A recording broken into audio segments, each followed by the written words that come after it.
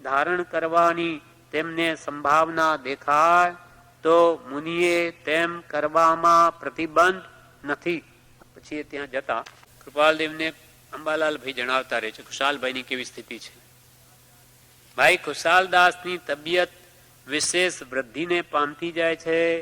શ્વાસની ઉત્પત્તિ થયેલી છે અને ઉઠવા બેસવાની શક્તિ નથી. સોજા આવ્યા છે, બોલાતું નથી, તેમ ખવાતું નથી, અસાધ્ય રોગનું વેદન કરે છે. આયુષ્ય સ્થિતિઓ તો બચવા સંભવ છે. એમના સમીપમાં કિલાભાઈનું રહેવાનું થાય છે. સ્મરણ રહેવા વારંવાર જણાવે છે. કિલાભાઈ ખંભાતના મુક્ષો હતા. એ કે છે એમની પાસે રહે છે ને વારંવાર સ્મરણ કરે છે. પછી ફરી બીજા પત્રમાં કૃપાલદેવને અંબાલાલભાઈ લખે છે, આ અનિત્ય અને અશરણ એવા ત્રાસરૂપ સંસારમાં એક સદગુરુનું આપ પવિત્ર નાથનું શરણ જ સત્ય છે.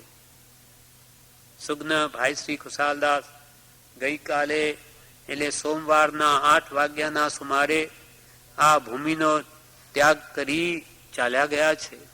મરણાંતની 2 મિનિટ અગાઉ સુધી સાવધાનીથી પોતે ભક્તિમાં લક્ષ્ય રાખ્યો હતો. તે છૂટતા એના પહેલા 2 મિનિટ પહેલા સુધી તો એમનો લક્ષ્ય ભક્તિમાં હતો. 2 મિનિટ અગાઉ સુધી મરણાંતની 2 મિનિટ અગાઉ સુધી સાવધાનીથી પોતે ભક્તિમાં લક્ષ્ય રાખ્યો હતો. યુવાવસ્થાના પહેલા ભાગમાં પોતે દેહનો ત્યાગ કરી ચાલ્યા ગયા. યુવા વયનો પહેલો ભાગ એટલે 25 કે 30 વર્ષની વચ્ચે એમની ઉંમર હતી. એવો પ્રત્યક્ષ બનાવ જોઈ આ આત્માને દ્રઢત્વ થતું જ નથી અને પોતે તો જાણે મરવું જ નથી એવો દ્રઢ નિશ્ચય રાખેલો છે. અંબાલાલભાઈ પોતા વિશે કૃપાલદેવ લખે છે કે આવું બધું જોઈને પોતાને આમ થતું નથી કે મારે આવું કાળ આવશે, મારે મરવાનું થશે એવો દ્રઢ નિશ્ચય થતો નથી.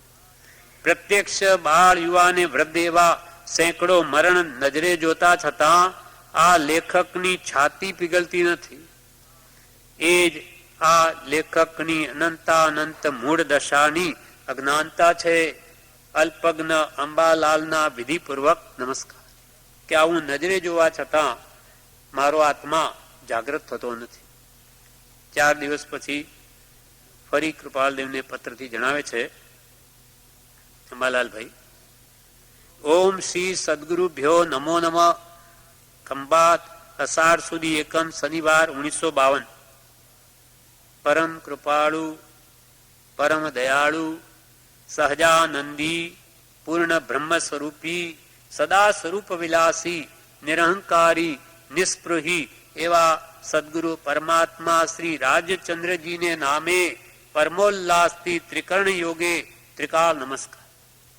અંબાલાલભાઈએ કૃપાલદેવને આટલા વિશેષણો આપ્યા કે પરમ કૃપાળુ, પરમ દયાળુ, સહજ આનંદી, પૂર્ણ બ્રહ્મ સ્વરૂપી, સદા સ્વરૂપમાં રમનારા સ્વરૂપ વિલાસી, નિરહંકારી, નિસ્પૃહી એવા જગતગુરુ લખાડ્યા. એમને ભક્તિ છે. એવા જગતગુરુ પરમાત્મા શ્રી રાજચંદ્રજીને નામે પરમોલ્લાસથી ત્રિકરણ યોગે ત્રિકાલ નમસ્કાર. પરમ પવિત્ર, પરમ કૃપામય પત્ર મળ્યું. વાંચી અત્યાનંદ થયો. ફરીથી પત્ર મળશે એમ ધારી લખવામાં થયેલા વિલંબની ક્ષમાપના ઈચ્છું છું. ભાઈ ખુશાલદાસને મરવાના દિવસે સોમવારે બળખા નીકળવાના બંધ થયા હતા અને સહજ શાતા જણાતી હતી. દેહ છૂટતા પહેલા સહજ શાતા જણાતી હતી. ભાઈ કિલાભાઈ તથા નગીનભાઈ તરફથી 15 દિવસ અગાઉથી એમની સમીપમાં રહેવાનું અને રાત્રે સુવાનું રાખ્યું હતું. કિલાભાઈ મુક્ષ અને નગીનભાઈ એ બે એમની પાસે 15 દિવસથી સૂતા હતા. સોમવારે શ્રી વચનામૃતોના પત્રો વંચાવવાનું વિશેષ ચાલ્યું હતું. તે જ દિવસે જરા શ્વાસની ઉત્પત્તિ વધારે હતી, પણ પંચેન્દ્રિયો સાવધાનપણે સારી હતી. કે સવારથી વચનામૃતનું વાંચન વિશેષ ચાલુ હતું અને તે દિવસે એમનો શ્વાસ વધારે ઉપડ્યો હતો, પણ પાંચેન્દ્રિયો સાવધાનપણે સારી હતી. 3 વાગ્યાના સુમારે કિલાભાઈ વાળું કરવા ગયા. 3 વાગે લગભગ કિલાભાઈ જમવા ગયા. હા, બપોરે ત્યાં સુધી બેઠા હશે. એટલે એમની તબિયત વધારે ઠીક નહોતી. એટલે પણ તે વખતે શું બન્યું? 3 વાગ્યાના સુમારે કિલાભાઈ વાળું કરવા ગયા. તે વખતે સહજ ઘરવાળાઓએ સ્વાર્થી ગરબડ કરી મૂકી.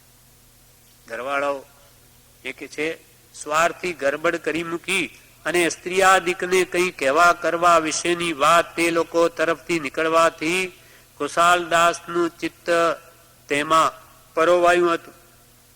એટલે બધા ઘરવાળા સગાવાળા શું કે, આ તમારી પત્નીને કંઈ કહેવું હોય કહો, એમ કરીને 1 કલાક સુધી આવું કે કરી નાખ્યું. એટલે ફરીથી આત્મ જાગૃતિ હણાય, મોહ વધે એવા નિમિત્તો ઉભા કરી દીધા.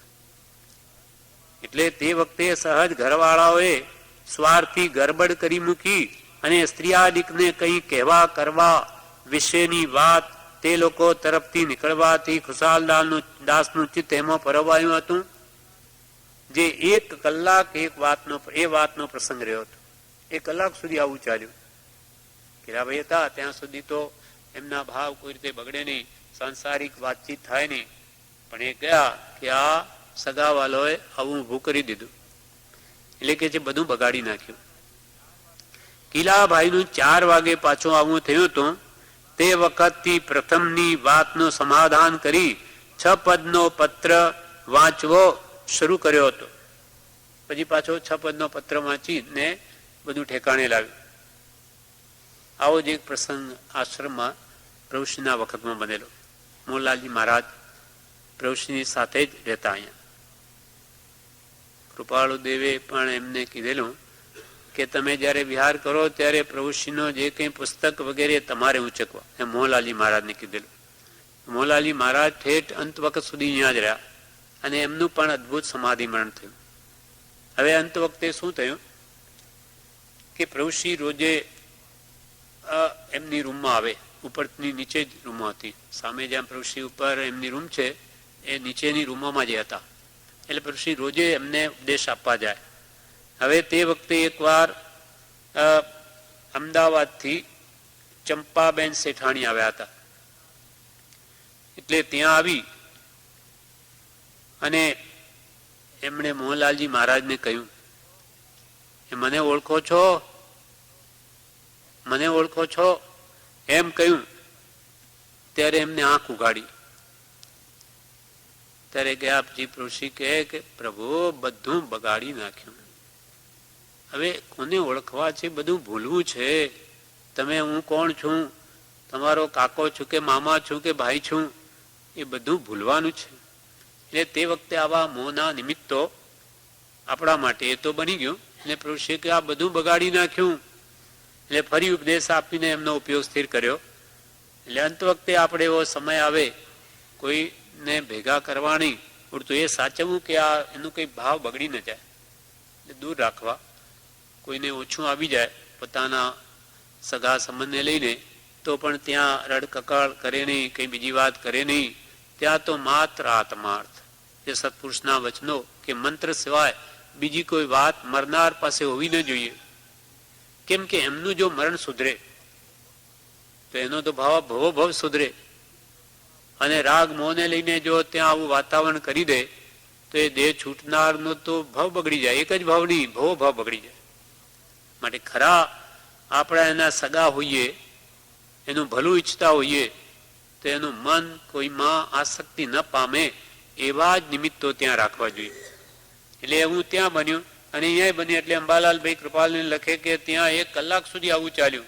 પણ આ તો કિલાભાઈ પાછા આવ્યા એટલે એમને 6 પદનો પત્ર પાછો લઈ અને એમના ભાવ સુધારી દીધા. અને તે જ વખતે એમને દેહ છૂટે છે 5 વાગે.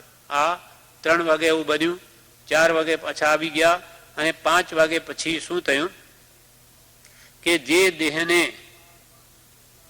પંપાળવાનું કહેતા હતા તે દેહને મૂકીને જરા વારમાં તેઓ ચાલ્યા ગયા. એવો એ પવિત્ર ખુશાલદાસનો પવિત્ર આત્મા જતો જોઈ આ લેખકને બહુ સ્મરણ થાય છે કે જરા વારમાં ફના જ થઈ જવાનું છે, આખો એ દેહ મૂકી જવાનું છે. છતાં આ જીવ આ દેહ પ્રત્યે મમત્વ કરે છે, એ જીવની કેટલી અનંત ગણી મૂઢતા કહેવાય. કૃપાલને લખે આવો આ દેહ જે મૂકીને જવાનું છે ને આ જીવ એના પ્રત્યે કેટલી આસક્તિ રાગ રાખે, મોહ રાખે છે. 15 દિવસ થયા પવિત્ર વચનામૃતો સંભળાવવાનું થયું હતું. એમને પણ એ જ પ્રિય હતું, કુશાલભાઈને પણ. જયારે આ કૃપા પહેલા તો આવું એમની સ્ત્રી પુત્રાદિ પ્રત્યે વૃત્તિ રહેતી, પણ જયારે આ પત્ર આવી ગયો 692 કે બધું જ આખી લેસ્યા ફરી ગઈ અને હું દેહાદી સ્વરૂપ નથી, હું દેહાદી સ્વરૂપ નથી, દેહ સ્ત્રી પુત્રાદિ મારા નથી, મારા નથી, મારા નથી, એવો ભાવ દ્રઢ થઈ ગયો. અને શુદ્ધ ચૈતન્ય સ્વરૂપ અવિનાશી એવું આત્મા છું, એવું આત્મા છું એમ આત્મભાવનામાં એમનું ચિત્ત પરવાઈ ગયું. લેસ્યા ફેરવી નાખી કૃપાલદેવે. અને આપણા માટે પણ એ જ કે છે કે આવો વખત આવે આપણે પણ આ ભાવના ભાવી કે આ મારું કોઈ સ્વરૂપ નથી. આવા તો મેં અનંત દેહ ધારણ કર્યા, આવા સગાવાલા અનંત વાર મળ્યા અને મૂકીને આવ્યો છું, એ મૂકીને જવાનું છે. હવે એમનો જો વૃત્તિ રહી ગઈ તો ફરી આ લોકોના સાથે ફરી મારે જન્મ લેવો પડશે. એટલે 15 દિવસ કે છે વચનામૃત સંભળાવવાનું થયું હતું, એ અમને પણ પ્રિય હતું. બીજા પુસ્તકો સાંભળવાની ઈચ્છા થોડી જ રહેતી હતી. અને પોતે જણાવ્યું હતું કુશાલભાઈએ, આ પત્ર આવ્યા પછી એમની ભાવના ફરી ગઈ એટલે એમને જણાવ્યું હતું કે કોઈની લાજ કે લોક ભય રાખશો નહીં, પ્રગટપણે મને પત્રો વાંચી સંભળાવજો, મને લોક ભયની જરૂર નથી. લોકો ગમે તેમ કે એ તમે જોશો નહીં, મારી આગળ તો બસ તમે આ કૃપાલદેવના વચનો જ વાંચજો. લોક લાજ કે લોક ભય રાખશો નહીં, પ્રગટપણે મને પત્રો વાંચી સંભળાવજો, મને લોક ભયની જરૂર નથી. મરવાને દિવસે 4 વાગે તો કિલાભાઈ એમણે કહ્યું હતું કે જોજો આ પુસ્તકની વચનામૃતની આશાતના ના થાય. ત્યારે ચિત્રપટનું દર્શન અપાતું હતું. કૃપાલદેવના ચિત્રપટોના દર્શન કરાવતા હતા. તે વખતે ખુશાલભાઈ બોલ્યા કે જોજો આ પુસ્તકની આશાતના ન થાય, કૃપાલદેવના વચનોની. એટલું બધું મહાત્મ્ય અંત વખતે પણ એમને હતું. જોજો આ પુસ્તકની વચનામૃતની આશાતના ન થાય, ત્યારે એમને ચિત્રપટનું દર્શન અપાતું હતું. આવા કારણમાં કુટુંબાદિક વિશેષ પ્રતિકૂળ નહોતા રહેતા. એટલે કે એમનું કુટુંબી એમના પાસે ભક્તિ કરતા, વચનામૃતના પત્રો સંભળાવતા કે કૃપાલદેવના ચિત્રોના દર્શન કરાવતા, ચિત્રપટના, એમાં કઈ એમના કુટુંબનો વિરોધ નહોતો. જે પત્રમાં પરમ કૃપાળુ દેવ ઉપર લખેલા પત્રમાં પોતે સહી કરી હતી, તે પત્રના ઉત્તરની વિશેષ ચાહના હતી. અને ટપાલનો સમય થયે રોજ માણસને ટપાલ માટે મોકલતા હતા. કુશાલભાઈ દેહ છૂટવાનો છે, પણ કૃપાલદેવને જે પત્રો લખ્યા હશે એમાં એમણે કે 1-2 લીટી કરી હશે, એટલે જાણે કૃપાલદેવનો જવાબ આવશે મારા માટે કંઈ. એટલે રોજ ટપાળી પાસે મોકલી માણસ કે કાગળ આવ્યો છે કોઈ કૃપાલદેવનો. એટલે વૃત્તિ ભાવ ત્યાં રહેતો એનો. જે પત્રમાં ખુશાલભાઈએ સહી કરી હતી તે પત્રના ઉત્તરની એમને વિશેષ ચાહના હતી. અને ટપાલનો સમય થયે રોજ માણસને ટપાલ માટે મોકલતા હતા. પોતે જ તે સ્મૃતિ આપતા હતા કે જાઓ કાગળ આવ્યો છે એમનો, પણ આજે જ તેમનો દેહ છૂટી જશે એવું કોઈની કલ્પનામાં આવેલું નહીં. અને તે દિવસે સારું વર્તાયું હતું. તેથી અમારા મનમાં એમ હતું કે તે વખતે હજુ આયુષ ટકશે, કે ભાઈ તે દિવસે અમને એટલું સારું લાગતું હતું, અંત વખતે સ્થિતિ સારી હતી આમ, એટલે કે હજુ દેહ ટકશે એમ લાગતું હતું. અને મને શરીરની અશાતાનું પણ કારણ હતું. 4 વાગ્યે સ્ત્રીયાદિકની સ્વાર્થી ગરબડની વાત સાંભળી એમ વિચાર થયો હતો કે આ વખતે એ બિચારા આત્માનું એમાં ચિત્ત ક્યાં પરોવાયું, માટે હું જાઉં. ત્યાં બીજા કારણોથી એમ થયું કે વાળું કરી જવાય તો રાતના 10 વાગ્યા સુધી એમ સમીપ રહી શકે. મને કઈ ખબર પડી હતી કે 4 વાગે આ સગાવાલોએ એ પુત્રાદી સ્ત્રીને પાસે લઈને આવો મોહની ગરબડ ઊભી કરી છે, પણ મને થયું કે હવે 5 વાગે વાળું કરીને જાઉં તો રાત સુધી એમની પાસે હું બેસી શકું. એમ ધારી થોડો વખત એક પત્ર લખી રાખ્યો કે એમના વાંચવામાં આવે તો ઠીક, કારણ કે વાંચી શકવાની અથવા સ્લેટમાં લખી શકવાની એમની શક્તિ હતી. તે પત્ર લખી વાળું કરી 5 વાગે હું ત્યાં ગયો. જઈને જોયું તો શરીર નાખી દીધું હતું. તેમ વધારે વાર સાંભળવા જેવી સ્થિતિ નહોતી. તેથી 2 મિનિટે નાખી દીધું એટલે કે દેહ છૂટી ગયો નહોતો, પણ એકદમ શિથિલ થઈ ગયા હતા કે હવે એમનો દેહ છૂટી જશે એમ લાગતું હતું. એટલે અંબાલાલ ભાઈએ શું કર્યું? તેથી કે મેં 2 મિનિટે એક શ્રી સદગુરુનું શરણ સહાયકારી છે, એક એ જ શરણું સાચું છે એમ ઉચ્ચાર આપતો હતો. અંબાલાલ કે દર 2 મિનિટે એક કૃપાળુજીનું શરણ સાચું છે, એ જ કર્તવ્ય છે, એવા હું એમને સ્મૃતિ આપતો હતો. દર 2 મિનિટે દર 2 મિનિટે એક શ્રી સદગુરુનું શરણ સહાયકારી છે, એક શરણ એ જ શરણ સાચું છે એમ ઉચ્ચાર આપતો હતો. જે ઉચ્ચાર પોતે સાંભળી આંખ ઉઘાડી માથું હલાવી હા કહેતા હતા. હું જયારે 2 મિનિટે કહું તો હા બરોબર છે, તમે કહો છો બરોબર છે, એમ જ મને કે આંખ ઉઘાડી માથું હલાવી અને હા કહેતા હતા. અને તેમ મરણના 5 મિનિટ અગાઉ સુધી રહ્યું હતું. અને મરણના 5 મિનિટ અગાઉ સુધી રહ્યું હતું. વારંવાર તે જ ઉચ્ચાર આપતો હતો. મરણ થતા સુધી પોતે તે સાંભળતા અને હા કહેતા. છેવટના વખતે ફક્ત 5 જ વાર માથા શ્વાસ એટલે વિશેષ શ્વાસ થઈ શરીર ખેંચાયું હતું અને સહજ વારમાં જીવ હતો ન હતો થઈ ગયો હતો. કે ઠેઠ સુધી મેં સ્મરણ મંત્ર રાખેલું, સ્મૃતિ પણ આપતો. અને છેલ્લે 5 વાર વિશેષ શ્વાસ માથા ભાર થયો અને દેહ છૂટી ગયો. અહોહો હે પ્રભુ, તે વખતનો જીવને જરા પણ વિચાર થતો નથી કે પાછું વાળી આ જીવ જોતો નથી. તે આ આત્માનું કેટલું બધું અજ્ઞાન છે. મુનિશ્રી લલ્લુજી પણ વખતો વખત ત્યાં જતા હતા. કૃપાલજીને લખે અંબાલાલભાઈ, અને એ સ્મરણમાં રહેવું એમ કહેતા હતા. પ્રભુ શ્રી ભટ્ટિયાજીને એ જ કહેતા હતા કે એ સ્મરણમાં રહેવું, એ કૃપાળુ દેવનું શરણ રાખવું ને એમનું સ્મરણ રાખવું.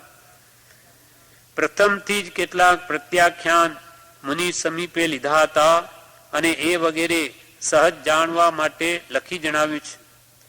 જે પચખાણ વગેરે પ્રભુશ્રી પાસે એમને લીધા હતા એ વગેરે પ્રથમથી જ કેટલાક પ્રત્યાખ્યાન એટલે પચખાણ બ્રહ્મચર્ય પરિગ્રહ ત્યાગ વગેરેના એ મુનિ સમીપે લીધા હતા.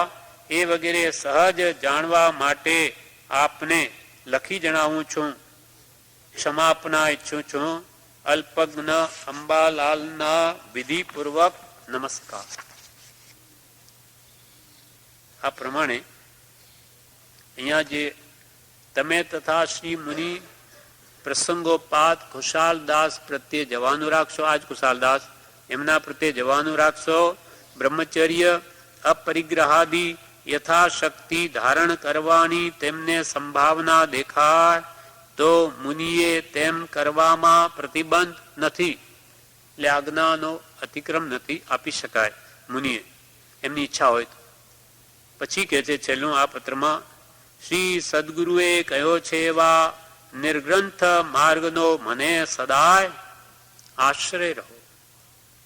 એ તો કરી ગયા, કૃપાલજી લખી ગયા અને આ ખુશાલભાઈ કામ કરી ગયા, અંબાલાલભાઈ સમાધિમણ કરી ગયા.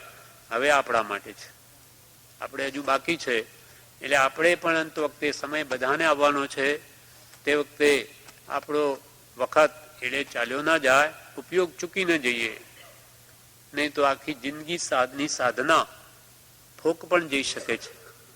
જો અંત ન સુધરે ને આર્ત ધ્યાનમાં મરણ થઈ ગયું તો દુર્ગતિ થઈ જાય તો આ ક્યાંય ગતિમાં ખોટી ગતિમાં જતો રહે.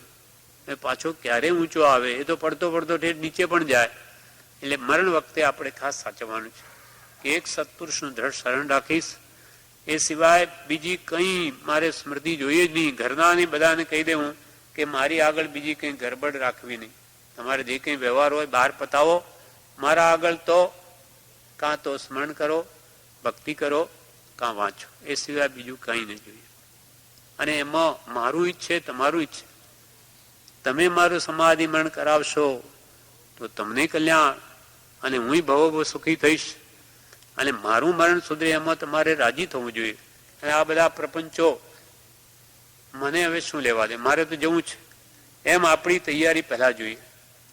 અને એ ક્યારે હોય કે આત્મસિદ્ધિ આપણે જે બે વાર અહીંયા બોલીએ છીએ એ શ્રદ્ધા દ્રઢ થઈ જાય કે હું આત્મા છું ને હું કોઈ કાળે મરવાનો નથી. શરીર જન્મ્યું, શરીર મરવે, હું મરતો જ નથી, એ ભાવ પહેલા દ્રઢ થવો જોઈએ. તો પછી એને કોઈ ભય નથી, કોઈ ફિકર નથી.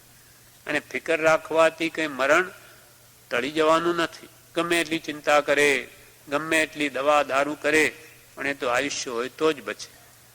નહીં તો આયુષ્ય જો ઓછું પૂરું થઈ ગયું હોય તો એવા દવાનો યોગ ન મળે, અને મળે તો વિપરીત મળે. એટલે ઉડતી દવા વિપરીત પરિણમી અને એનો દેહ ત્યાગનું કારણ બની જાય. કેમ કે આયુષ્ય પૂરું થઈ ગયું હોય એટલે કોઈ બચાવી શકતું નથી. પણ અંત વખતે આ સત્પુરુષ શરણ હશે, આ ભાવ આપણા રહી ગયા આમાં સ્થિરતાપૂર્વક, તો આપણું કામ થઈ જશે. જે અનંત કાળમાં થયું નથી તે આ ભાવમાં થાય એવો જોગ છે. શ્રી સદગુરુએ કહ્યો છે એવા નિર્ગ્રંથ માર્ગનો મને સદાય આશ્રય. રાગ દ્વેષ અજ્ઞાનથી મુક્ત થવાનો માર્ગ જે ભગવાન વિતરાગોએ કહ્યો છે એ જ કૃપાલદેવે કહ્યો, બસ એનું મને શરણ હો, અંત વખતે બીજું કોઈ નહીં. શ્રી સદગુરુએ કહ્યો છે એવા નિર્ગ્રંથ માર્ગનો મને સદાય આશ્રય રહો.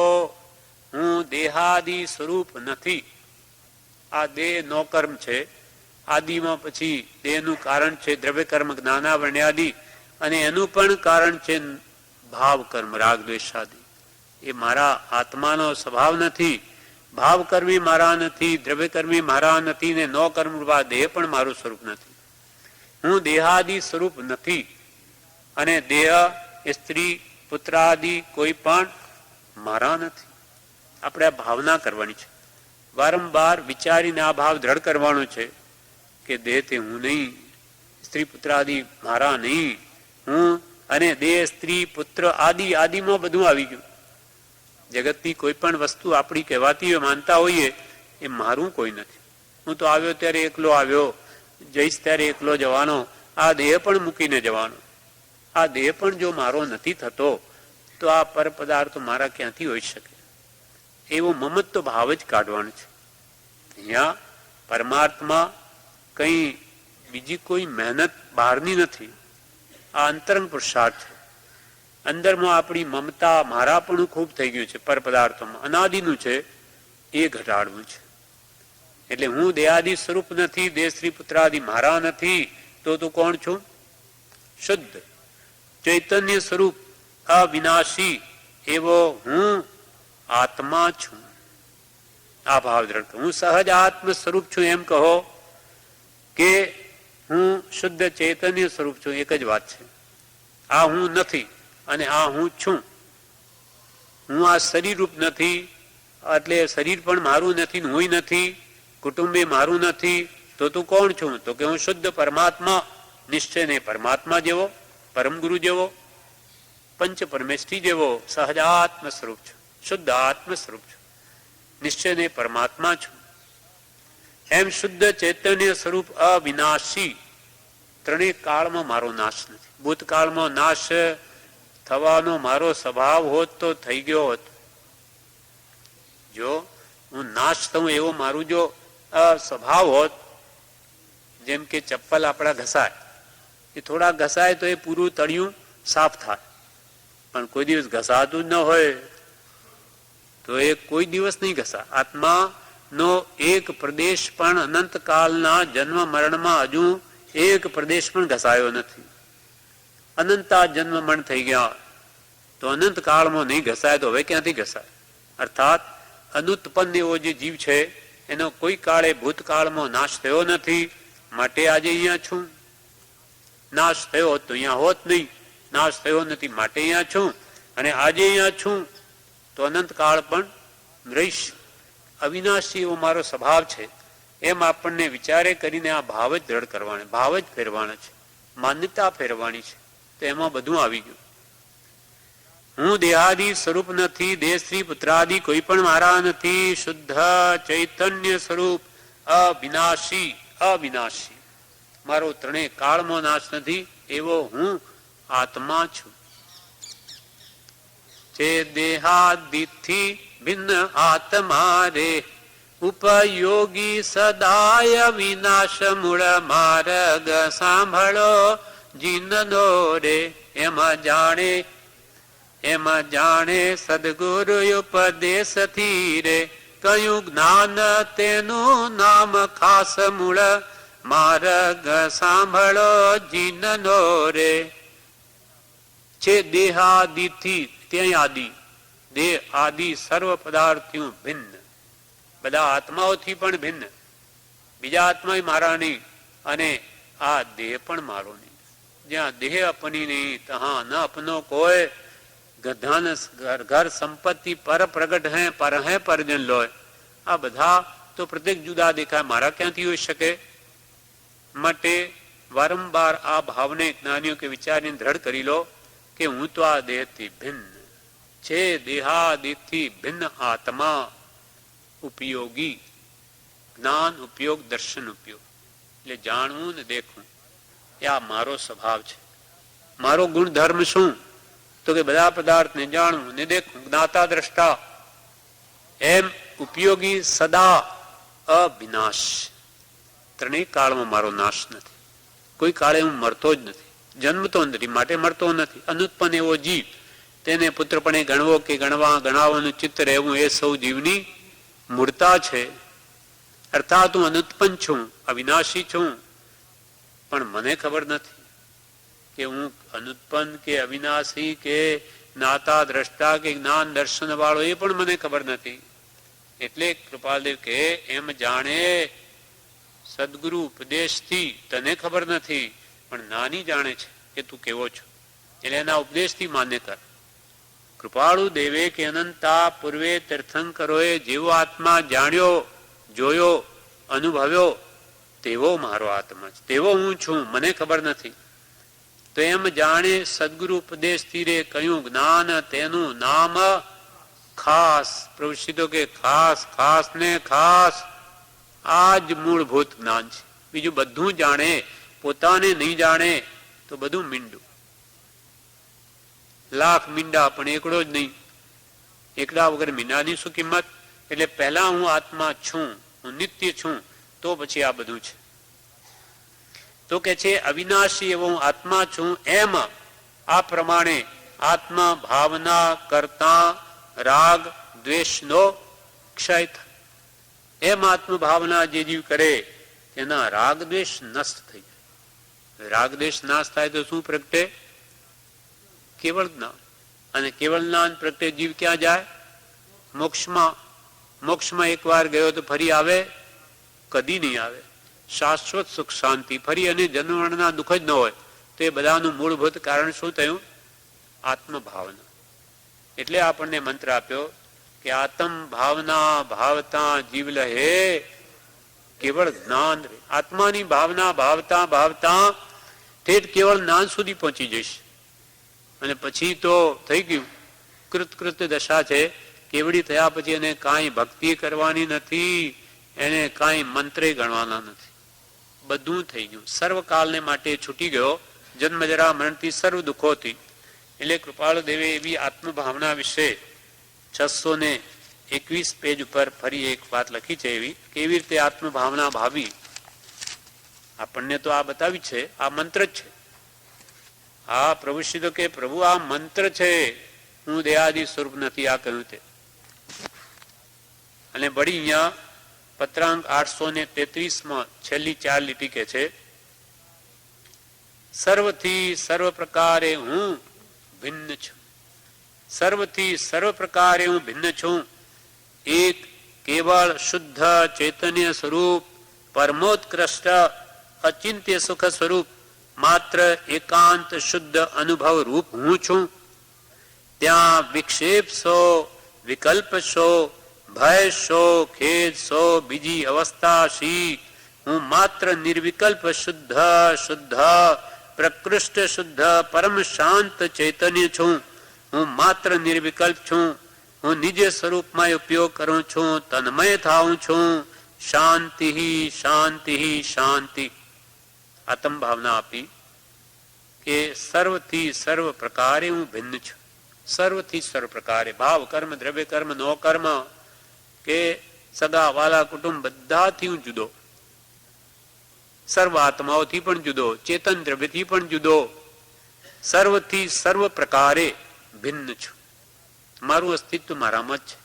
અસંખ્યાત પ્રદેશ એ જ મારું ક્ષેત્ર, એ સિવાય બીજું મારું કંઈ નહીં. આ દેહાકારે છીએ આપણે, અહીંયા આપણા આત્માના પ્રદેશો રહ્યા અસંખ્યાત, બસ એ જ મારું, એ સિવાય મારું કંઈ છે જ નહીં.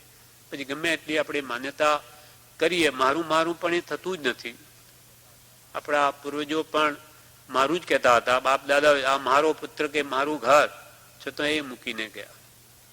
પુત્ર આપણે એમના હતા તો કે એમની સાથે ગયા નહીં, કે ઘર મકાન આદિ એ કહેતા હતા મારું ઘર, મારા સગા, કોઈ એમને અનુસર્યું નથી.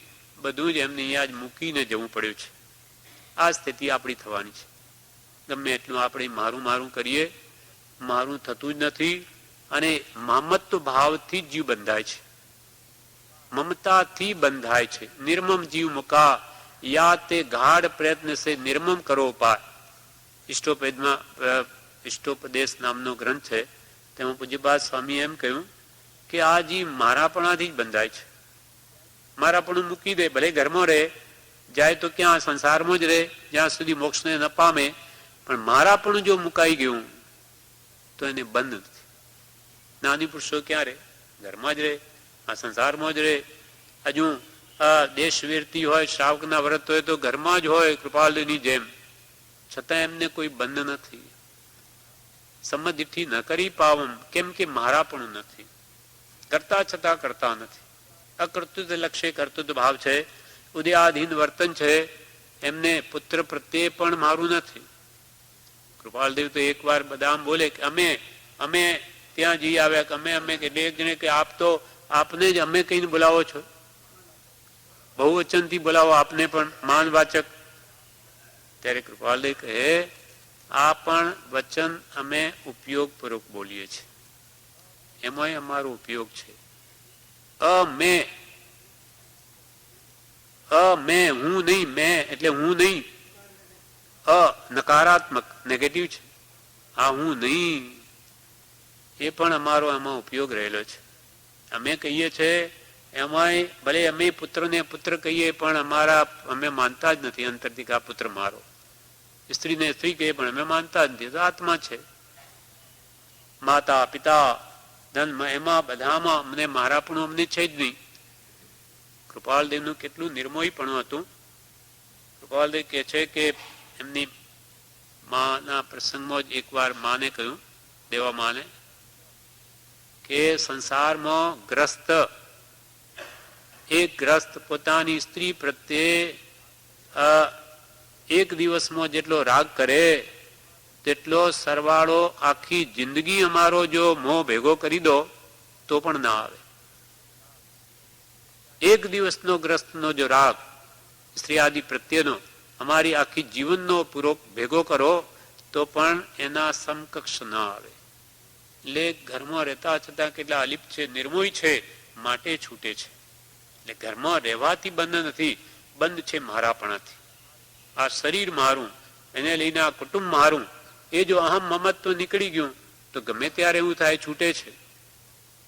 એટલે કૃપાલદેવે 56ના પત્રમાં કહ્યું કે અહમ મમત્વ ભાવ નિવૃત્ત થવાને અર્થે એટલે માટે નાની પુરુષોએ આ 6 પદની દેશના પ્રકાશી છે. આ હું પણ મારા પણ કાઢવા માટે છે. આ જેનું નીકળી ગયું જેટલા પ્રમાણમાં, તેટલો જ્યાં રહ્યો હોય ત્યાંથી છૂટે છે. એટલે આપણે પણ ઉદયાધીન રહેવું પડશે. બધાને કંઈ સત્સંગમાં રહેવાની એટલી જોગવાઈ ન હોય તો જ્યાં રહેતા હોઈએ ત્યાં મારું નથી, હું તો સહજાત્મ સ્વરૂપ છું. પરમ ગુરુ પંચ પરમેષ્ઠી જેવો આ બધું જ પુણ્ય પાપના ખેલ છે. આજે પુણ્ય છે બધું સારું દેખાય, કાલે પાપનો ઉદય આવી જાય, આ મારું છે જ નહીં. એ ભાવ જો ત્યાં દ્રઢ રહ્યો, એના વચન બળે, આમ તો ભૂલી જવાશે, કંઈ રહેવાશે નહીં, આ કાયમ સ્થિર ન રહે. એના વચનોથી આ ભાવ વારંવાર જેમ કે આ પત્ર 692 રોજે બોલીએ ત્યાં રોજે આપણે બોલતા હોઈએ અને ભાવ દ્રઢ રાખતા હોય કે મારું કોઈ નથી, હું તો શુદ્ધ ચેતન સ્વરૂપ અવિનાશી હું આત્મા છું, એમ આત્મભાવના કરતા રાગ દ્વેષનો ક્ષય થાય. એ ભાવ આપણે ત્યાં રહ્યા પણ ભાવી શકાય. ભાવના તો બધે કરી શકે. અહીંયા ઉત્તમ નિમિત્તો વિશેષ છે કે સહેજે એ ભાવ ટકી રહે. જ્યારે ત્યાં પણ આ વચનામૃતના બળે કૃપાળજીના વચનોથી એ ભાવ જાગૃત રાખી શકાય છે. એટલે શ્રી સદગુરુએ કહ્યો છે એવા નિર્ગંત માર્ગનો મને સદાય આશ્રય રહો. હું દેહાદિ સ્વરૂપ નથી, દેહ સ્ત્રી પુત્રાદિ કોઈ પણ મારા નથી, શુદ્ધ ચૈતન્ય સ્વરૂપ અવિનાશી હું આત્મા છું. એમ આત્મ ભાવના કરતા રાગ દ્વેષનો ક્ષય થાય. 3 મંત્ર જે આપણને આપ્યા છે. પહેલું મંત્ર સહજાત્મ સ્વરૂપ પરમ ગુરુ. આ સહજાત્મ સ્વરૂપ શું છે એને સમજાવવા માટે જાણે આ મંત્ર છે. સહજાત્મ સ્વરૂપ શું અને બીજું પરમ ગુરુ.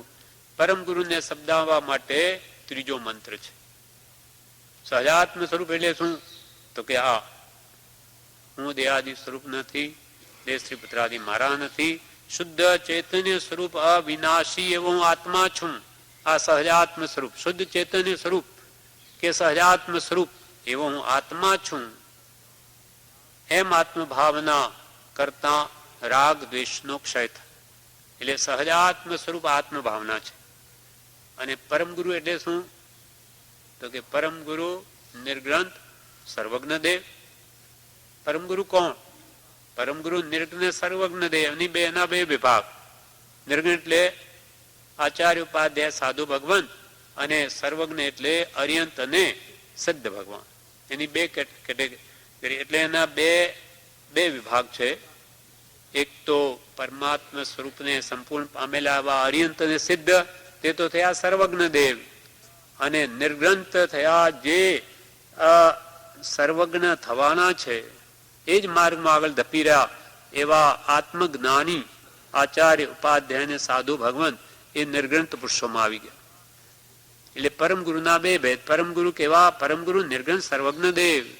અને સહજાત્મ સ્વરૂપ શું? તો કે આ આત્મ ભાવના એ સહજાત્મ સ્વરૂપ છે. એટલે હું આત્મા છું, આ બધું મારું કઈ નથી એમ ભાવ જો દ્રઢ રહ્યો.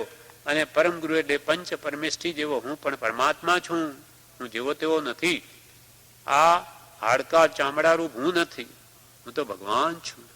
અપ્પા સો પરમપ્પા, આત્મા જ પરમાત્મા છે. એની ભાવના આપણે હવે 4 દિવસ એ જ ભાવવાની છે. રાત્રે 3 કલાક હું સહજાત્મ સ્વરૂપ છું. પછી આત્મભાવની માળા આવશે અને પછી પરમ ગુરુ નિર્ગ્રંથ સર્વજ્ઞ દેવ. આ પણ પંચ પરમેષ્ઠી જે છે પરમ ગુરુ એવો હું છું. તેમાં હું છું. સહજાત્મ સ્વરૂપે હું, નિશ્ચય ને પરમ ગુરુ હું. અને આત્મ ભાવના પણ મારે જ ભાવવાની, બીજા નહીં. હું આત્મા છું, સહજાત્મ સ્વરૂપ છું. એમ ત્રણેય મંત્ર એકબીજાને સંબંધિત છે. અને એમાં મૂળ મંત્ર સહજાત્મ સ્વરૂપ છે. કૃપાળજીની મુખ્ય આજ્ઞા સહજાત્મ સ્વરૂપની છે. એની જ પૂર્તિ માટેના 2 મંત્રો છે.